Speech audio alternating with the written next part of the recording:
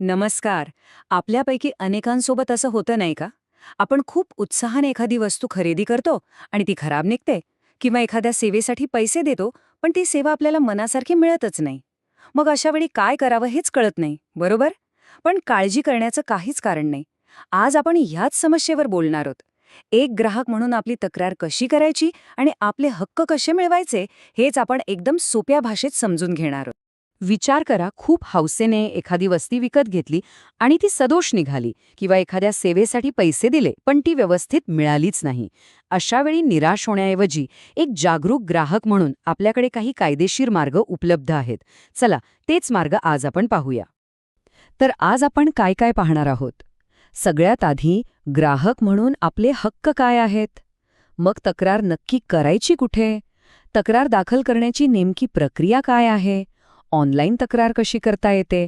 आणि जर कंपन्यांनी आदेश पाळले नाहीत तर काय होतं? चला मग सुरुवात करूया.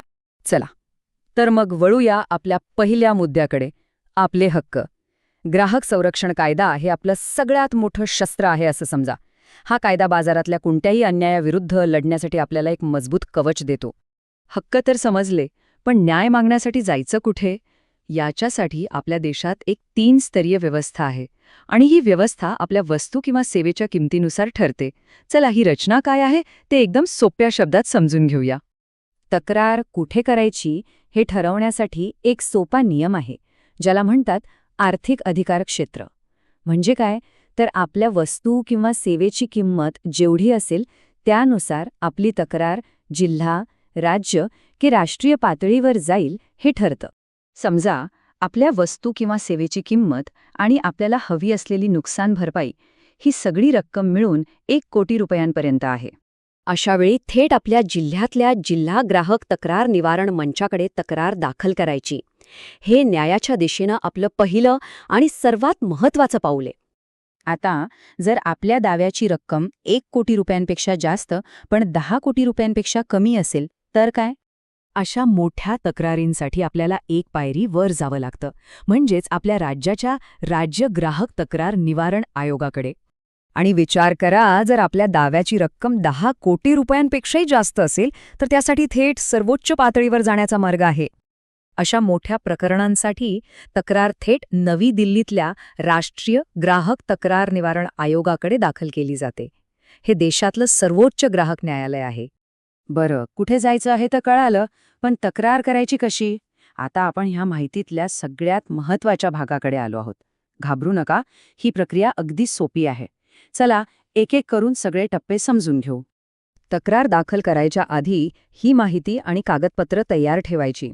आपलं आणि कंपनीचं पूर्ण नाव आणि पत्ता, खरेदीची तारीख, आपली नेमकी तक्रार काय आहे, सगळी बिलं आणि पावत्या, आपल्याला काय नुकसान भरपाई हवी आहे, आणि सर्वात महत्त्वाचं म्हणजे आपली सही. ही माहिती आपल्या केसचा मजबूत पाया आहे. आणि सगळ्यात चांगली गोष्ट म्हणजे, जिल्हा मंचावर तक्रार करण्यासाठी वकिलाची गरज नाही. आपण स्वतः साध्या कागदावर तक्रार लिहू शकतो. फक्त तिच्या काही प्रती काढायच्या, आवश्यक कागदपत्र जोडायची आणि अगदी नाममात्र शुल्क भरून ती सादर करायची. आणि हे बघा, या तक्त्यावरून स्पष्ट होतंय की 5 लाख रुपयांपर्यंतच्या तक्रारींसाठी कोणतंही शुल्क नाही. यामुळे सामान्य माणसालाही न्याय मिळवणं खूप सोपं झालं आहे, आणि त्यापुढच्या रकमांसाठी सुद्धा शुल्क अगदी कमी आहे. आजच्या डिजिटल युगात तक्रार करण्यासाठी घराबाहेर पडण्याचीही गरज नाही. सरकारने ही संपूर्ण प्रक्रिया ऑनलाईन आणली आहे, ज्यामुळे ती खूपच सोपी आणि वेगवान झाली आहे. ही वेबसाईट लक्षात ठेवा, consumerhelpline.gov.in. इथे घरबसल्या तक्रार नोंदवता येते. फक्त माहिती भरायची, कागदपत्र स्कॅन करून अपलोड करायची आणि सबमिट करायचं. झाली तक्रार दाखल. इतकंच नाही तर मोबाईल ॲप्सवरूनही तक्रार करता येते. राष्ट्रीय ग्राहक हेल्पलाईन ॲप, कन्झ्युमर ॲप आणि उमंग ॲप यांसारख्या पर्यायांमुळे न्याय मिळवणं आता आपल्या बोटांच्या टोकावर आलं आहे. पण समजा, आपल्या बाजूने निकाल लागला आणि तरीही कंपनीने तो मानला नाही तर? घाबरू नका. कायद्याने यासाठी अत्यंत कडक नियम बनवले आहेत. ग्राहक मंचाचे आदेश हे केवळ कागदी घोडे नाहीत.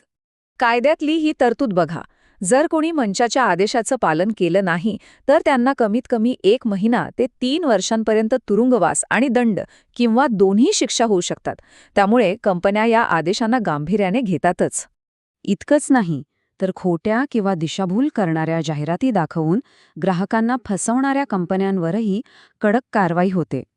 अशा कंपन्यांना 2 वर्षांपर्यंत तुरुंगवास आणि 10 लाख रुपयांपर्यंतचा दंड होऊ शकतो. आणि हा तर सगळ्यात गंभीर गुन्हा आहे. जर एखाद्याने विकलेल्या भेसळयुक्त उत्पादनामुळे ग्राहकाचा मृत्यू झाला तर त्याला जन्मठेपेपर्यंतची शिक्षा आणि कमीत कमी 10 लाख रुपये दंड होऊ शकतो. यावरून हा कायदा किती शक्तिशाली आहे हे आपल्या लक्षात येतं. तर आज आपण पाहिलं की एक ग्राहक म्हणून आपण किती शक्तिशाली आहोत. ही माहिती मिळवणं हे पहिलं पाऊल आहे, पण खरा बदल तेव्हाच घडेल जेव्हा आपण या हक्कांचा वापर करू. आता सांगा, पुढच्या वेळे आपल्यासोबत काही चुकीचं झाल्यास आपण शांत बसणार की आवाज उठवणार? निर्णय आपला आहे.